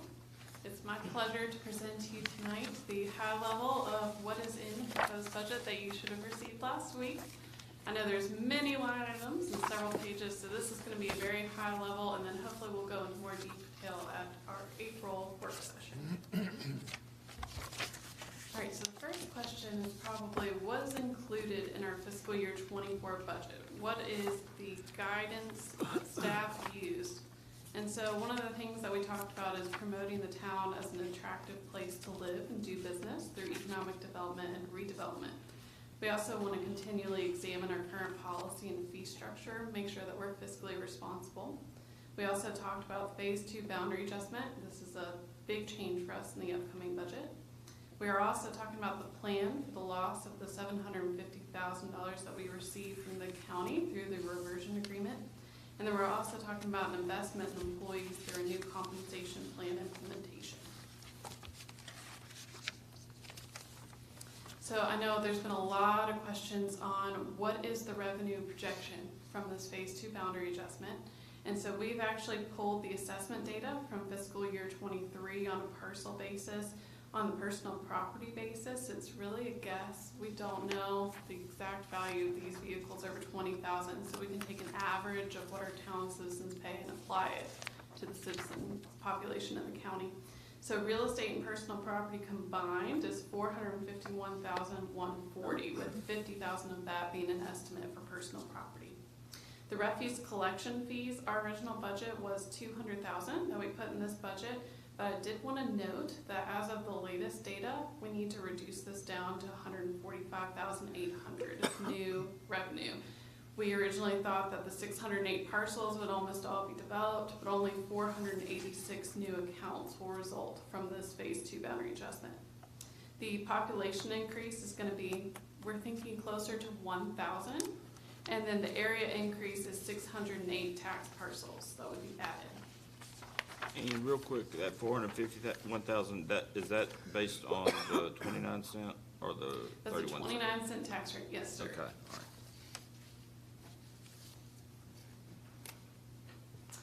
All right, so if we're looking at a high level of the town of Bedford, you can see we have the general fund, the solid waste fund, and the electric fund. And I kind of, as I was reviewing this, was surprised. We know the electric fund is a big portion of what we do, but when you actually take a look at this pie chart here, it's 68% of our annual budget is our electric fund. General fund is 29%, and then our solid waste fund is 3%. And then you can see here the year-over-year changes from adopted to proposed. The general fund is actually going down around $815,000. Don't fret, it's not really going down this much. Last year we had a CDBG grant of $925,000. So if you take this large grant out of the picture, we're actually going up year over year by $109,000. And then the solid waste fund, you're seeing a decrease there of $298,000. This is because last year we had a use of fund balance to buy the refuse truck and carts. So this was a one-time expense and it's not an ongoing expense. And then in the electric fund, we're seeing an increase of $1.3 million, and this is mostly due to the increase of purchase power.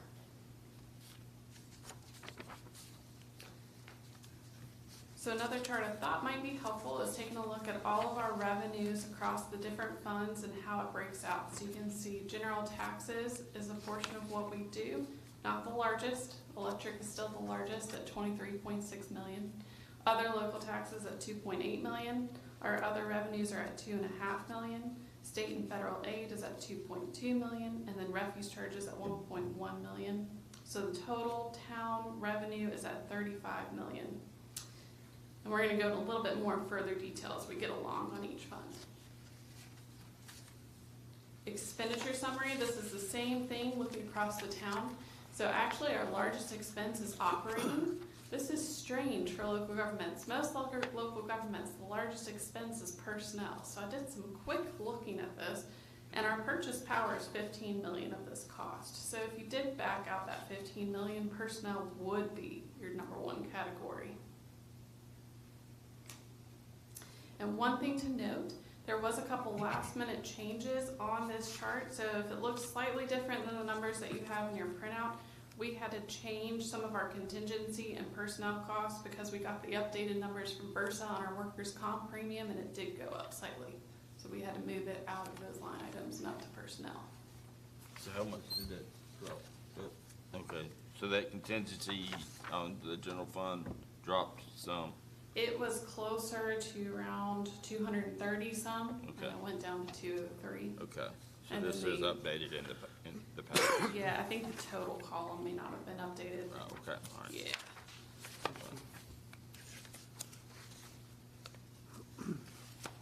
So we know personnel is one of the largest pieces of our budget. So what is the plan for our employees next fiscal year? Virginia Tech consulted with the town of Bedford to provide a new classification plan or pay plan, which was adopted by town council on February 1st of 2023. So as part of that, the first phase was adopted, and that moved all of our employees to the minimum salary of the new class plan. So in this budget, we are proposing to complete phase 2, which moves all employees 1% per year in their current position through the classification plan up to midpoint. So if you have a police officer who's been in their position for 5 years, this would actually move them 5% into the plan. And this isn't looking at if somebody's been with the town 5 years, it's just specifically looking at how long they've been in that position and making sure that they get to where they need to be on the scale. And one thing that's good to know, it's not in our budget, but this is an equivalent for us of a 3.3% COLA to get that implemented.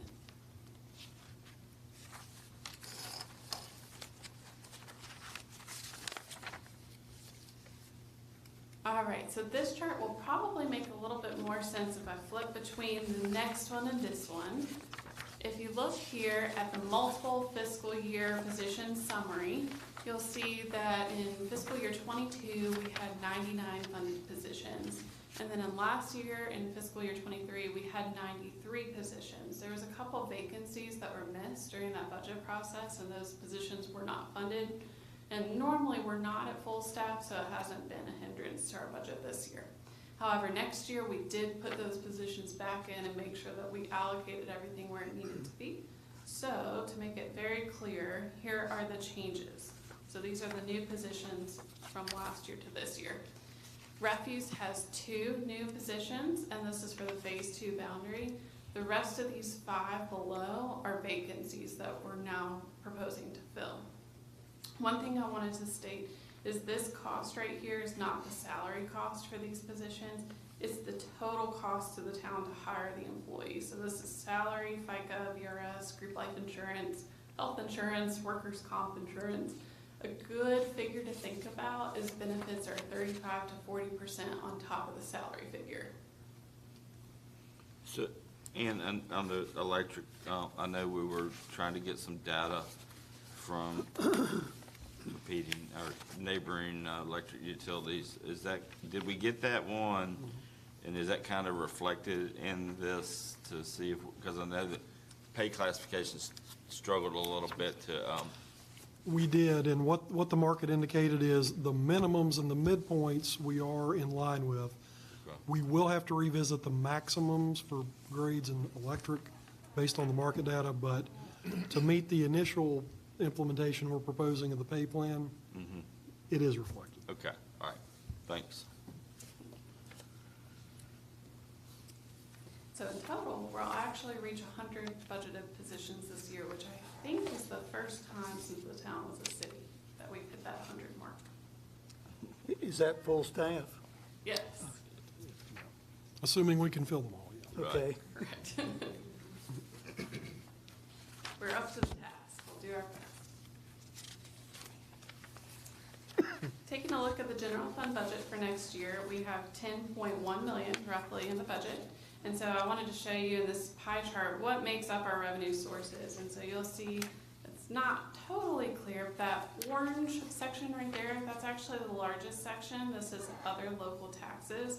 So you're probably wondering what makes that up. It's meals tax, sales tax, business license, consumer tax, hotel tax, cigarette tax. So it's actually all those other local taxes combined in one category. General property taxes is the next biggest chunk of our budget, and this is real estate tax and personal property tax and the public service corporation tax that we charge. And so then if you're looking at the next largest piece, it's actually state and federal aid. This is from VDOT funding, House Bill 599 funding, state relief, the PPTRA program that we received. And one of the things I wanted to talk about on our second largest was the general property taxes. We did have a rather large increase in this category year over year, looking at fiscal year 23 to fiscal year 24. So the real estate increase was actually $701,750,000 for the town real estate. That is the current value. And the phase 2 value is $141,722,400. So the total value of real estate in both of those boundaries would be $843,472,400. So if anyone asks and they want to know what would the value be of 1 penny with the town in phase 2, it would be $84,000 roughly for 1 penny on real estate tax. 1 penny equals 80, and that's with the boundary adjustment? Yes. Yeah, all these numbers are with the boundary Correct. adjustment? Okay. So that increase from 1.8 to 2.6, 400 of that is the boundary adjustment roughly, and then the rest is due to the new assessments throughout the town? Yes. Okay. So increase in other local tax, we are proposing to bring back a business license tax in this budget, but it would only be on retail of $3 million and above. And then we also increased the budget in other local tax due to the trend data on meals tax and sales tax. They're performing excellent. It's a good thing to see in our local economy. One of the big highlights for us and our focus was to decrease the use of fund balance this year. Over the last several years, our budget had been balanced on the use of fund balance. You can see in last year's budget, we used $545,000 roughly to balance. So this year, it is very thankfully zero. It's very good to see that number. And then in the decrease in transfer in from the electric fund, last year we had a transfer of $1.1 million from our electric fund into our general fund, and we were able to reduce that down to $500,000 this budget.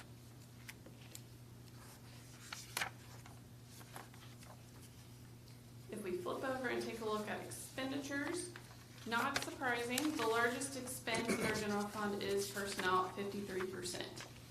Again, this is salaries and wages, it's also overtime, it's Social Security, Medicare, it's VRS, group life insurance, health insurance, and workers' comp insurance.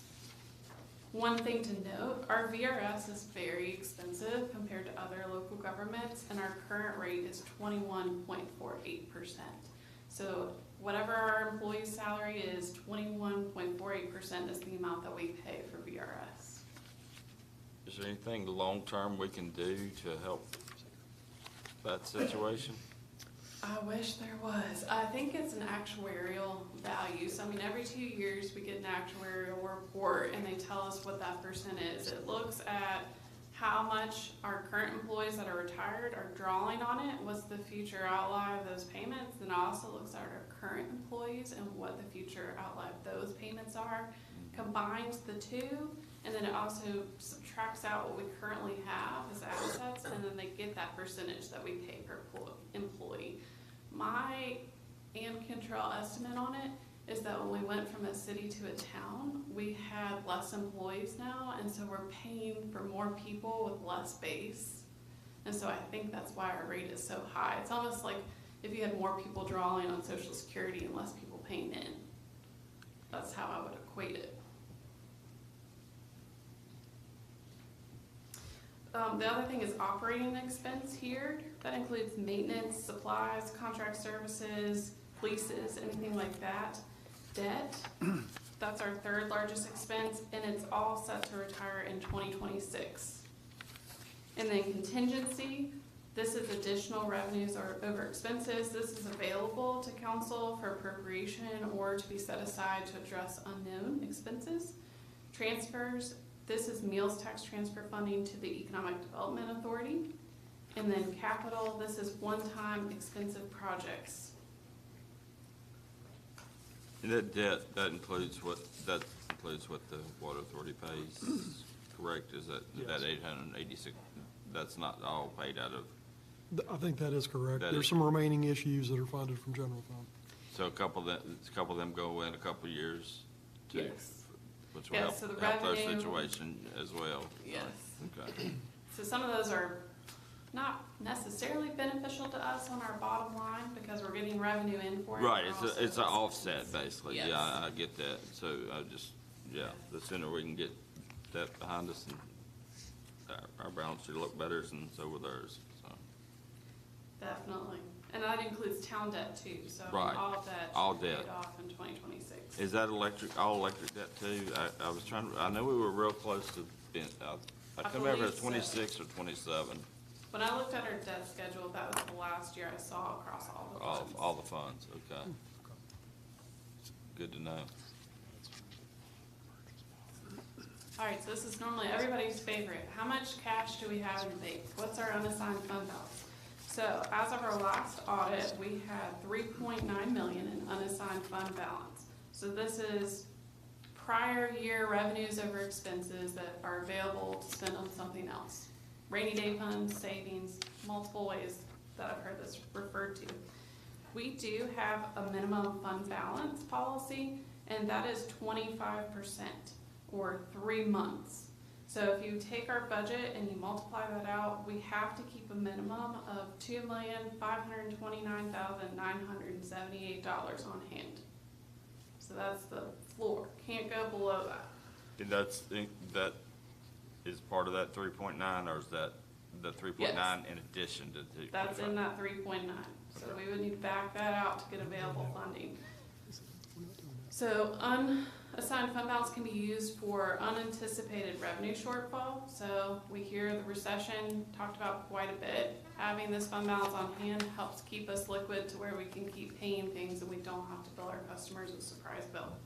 It also can be used for one-time expenditures, so capital, CIP, and it's also good for emergency liquidity. Think of like a natural disaster or something like that would occur and we'd have the cash on hand to get things done. Also, more primarily for me in my role, we use a lot of the cash on hand during low collection periods. So for an example, during the fall, we ended up using about 2 million of it for cash flow to pay bills during that low collection period. And then my last note, because I wouldn't be a finance director if I didn't say this, as revenues grow, so does the minimum fund balance. So always keep that in mind, that if we go down to that minimum, you have to start budgeting to increase it every year to reach the new floor. So I tend to advise not going all the way to the bottom, give yourself a buffer.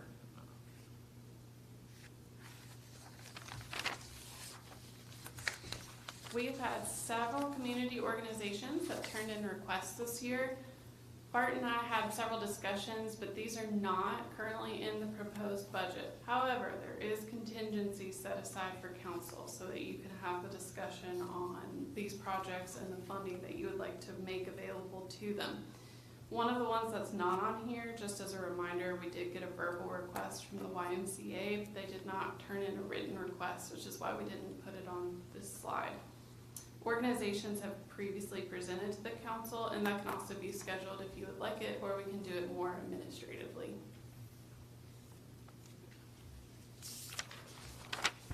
Whew, all right, that was general fund. I promise I'm almost done. Solid waste fund. So we actually had an increase this year in our refuse collection due to the new collection sites coming in. We had to reduce our refuse disposal because we had a commercial hauler that actually left. And so when we were looking at the revenue we were bringing in, it's about $125,000 a year, and we felt we needed to drop it down to that level. And also this year in this fund, we did not balance on fund balance, and that was huge for us. So when I say refuse collection, this is our flat billing to our customers, that $25 fee. And then refuse disposal, that means commercial collection. And then if we take a look at our expenses, it's primarily personnel at 50%, operating is 42%, and then debt is last at 8%, and everything else is at 0. Okay, so this is not a fun slide. When we talk about an enterprise fund, you normally hear the term in finance of working capital instead of unassigned fund balance. Working capital is your current assets minus your current liabilities. How quickly can you pay the bills if they came in? how liquid are you? That's the question. So we are not very liquid. We're actually in a negative position in our solid waste fund because when we closed our landfill in 2021, we borrowed the money from the general fund to do so. So we actually have a liability owed to our general fund of $2.2 million. And that's why we have a negative working capital in this fund. Is that what brought that number down over here on our unassigned balance from like 4.7 to, was that part of that? From the I'd have to go look at the notes for that year. In 2021, our fund balance actually went up. From 2020, it was 2.1 million, and in 2021, it went up to 4.7. Yeah, I mean, between 2021 and 2022. Yeah, I think that's because that's when the liability was reported. So it's a receivable in our general fund, and cash would have gone up when the solid waste course, fund paid it. So what's the best way to kind of deal with it? Because obviously we know the solid waste is never going to pay back the general fund $2.3 million. So. Agreed. I think probably the best case scenario is that council could commit to writing off the balance between the two funds. It's already been recorded in the cash flow, so this would actually decrease the liability in the solid waste side, and we would have to do a transfer. So we'd have to do a transfer to the solid waste fund and then put it in. So when that money was borrowed way back, I mean, that was borrowed way back because we always, and it was put in the general fund. Do you remember, wasn't that borrowed specifically to close the landfill? So Yes. was it really never just bought, from an accounting standpoint, should it been borrowed through the general, I mean, the solid waste fund and been over there anyway? I mean, It depends on how you backed it. I mean, if you said it was a general obligation it bond. probably you was said because it- there wasn't there's obviously no revenue to support that $2 million debt or whatever it was. So, I mean, And it's kind of tricky because we had a landfill in the general fund at one point, and then it looks like in the 90s, we actually created an enterprise fund. So it's a larger discussion we may want to have is, will the solid waste fund continue to be an enterprise fund? Typically, your enterprise funds make money. So do we see this as a money-making fund, or is it really a component of our general fund that needs to be brought back in? That's probably a bigger discussion. yes, yeah, because that would then be, the fee would potentially go away and taxes would have to cover that.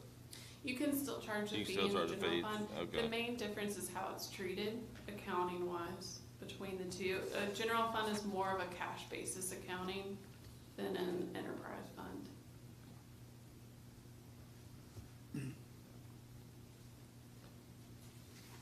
On a little bit happier note, our electric fund is doing very well. It's the exact opposite of the position of the solid waste fund. Our number one revenue source is electric sales, that's billing to our customers. Our number two source of revenue is the PCA. The third largest is the electric market, that's sales that we make on the open market.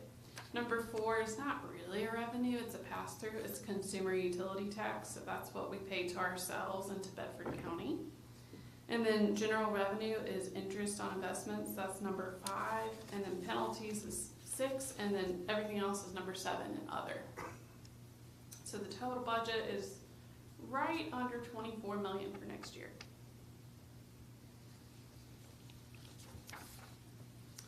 Let me go back one more. Is that kind of based on the market today or anticipated increases? John probably have to answer this question. Is that based on anticipated increases in the market, or how'd you come up with that number? And Based on the forecast of what prices would be for next year. Mm. That forecast would be less. Right, okay. And And that- even, John and I looked at the trend data on it over the last several years, and we noticed that we were not meeting the mark on that top revenue. We were budgeting more than what we were actually getting in, so we actually even brought that down from what they told us as a forecast to keep it a little bit more conservative next year. okay. Obviously, we're predicting collecting a lot more of it through the power cost adjustment other than the base rate, so. I will say that revenue is pretty accurate. We are almost at that point this year because we we've already reached 100% of our budget in February or January for that line item. For the power cost adjustment line. Wow. And I think that's mostly due to the volumetric side of it. As people use more, the charge goes up. On the expense side, personnel is only a small portion, it's 13% of their budget, because operating is the largest at 73%. A lot of this is purchase power at that $15 million mark. And then capital in here is cash funded this year at 1.4 million.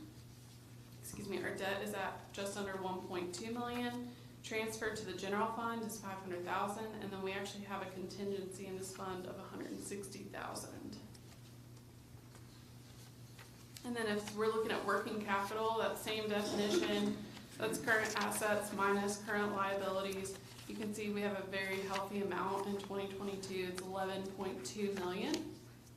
And so just to give you a little idea on that, it's slightly more than cash. Like our cash on hand today is 9.5 million, but that's because there's a lot of inventory or other things that's included that could be quickly converted to cash. It could be sold to meet those obligations. The town also has an electric fund cash reserves policy, and when you do the calculations on that, based on this proposed budget, we should have a minimum of $5,052,156. So if you look at our cash today at 9.5, we're still greatly above that minimum level we're required to keep.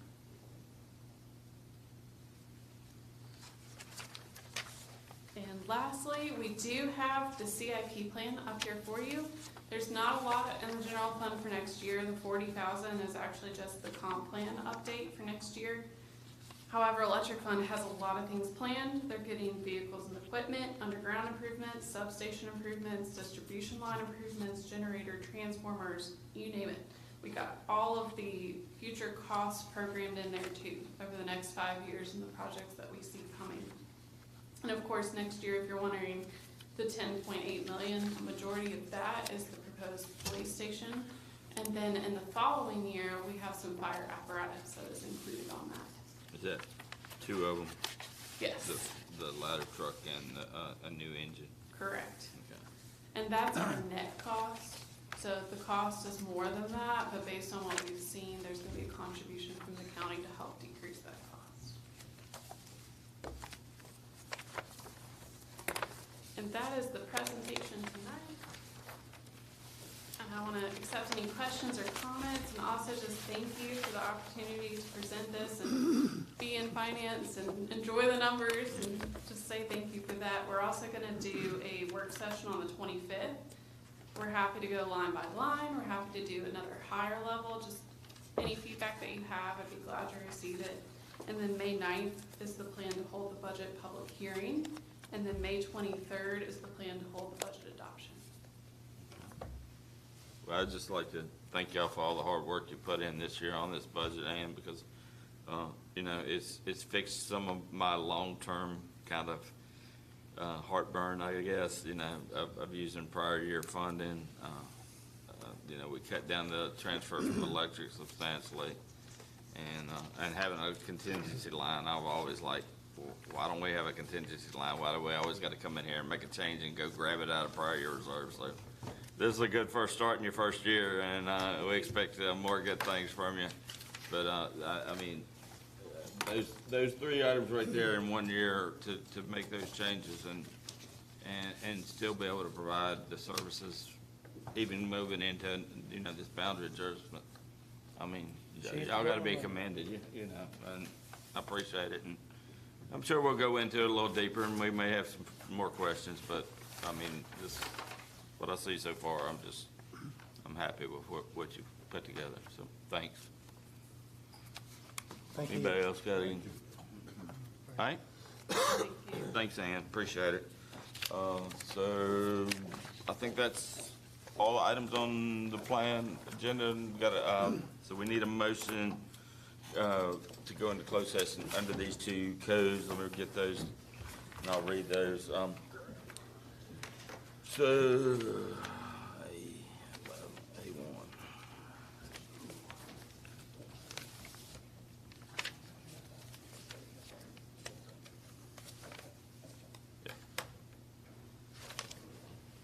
It's right, I got the right one on personnel, Mike, right, 3711, okay. All right, so we need a motion to go into closed session pursuant to section 2.23711A1 of the Code of Virginia of 1950 as amended to discuss personnel matters. There's a couple things on that. We're going to talk about Mike's contract, and then also want to just do a quick update on review process for town manager. So that's the two items we want to talk about real quick in personnel. And then the other motion is to go into closed session pursuant to section 2.23711A8 of the Code of Virginia of 1950 as amended for consultation with legal counsel regarding legal matters, specifically in reference to a recent court case, Berry versus Board of Supervisors of Fairfax County. So moved. We got a motion. Second. Second. Roll call. Mr. Johansson? Aye. Mr. Schoen? Aye. Mr. Stanley? Aye. Mr. Carson? Aye. Mr. Haley? Aye. Mr. Hartwick? Aye. Mayor Black?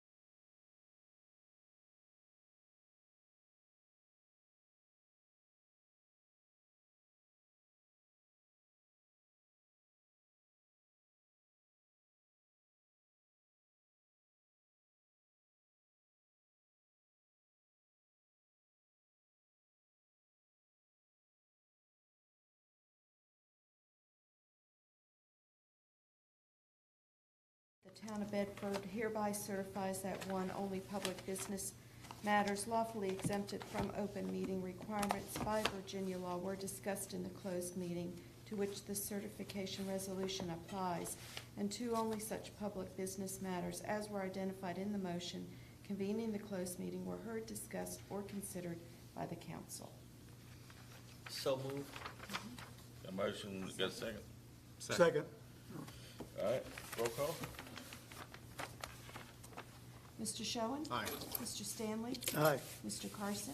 Aye. Mr. Haley? Aye. Mr. Hartwick? Aye. Mr. Johansson? Aye. Mayor Black? Aye.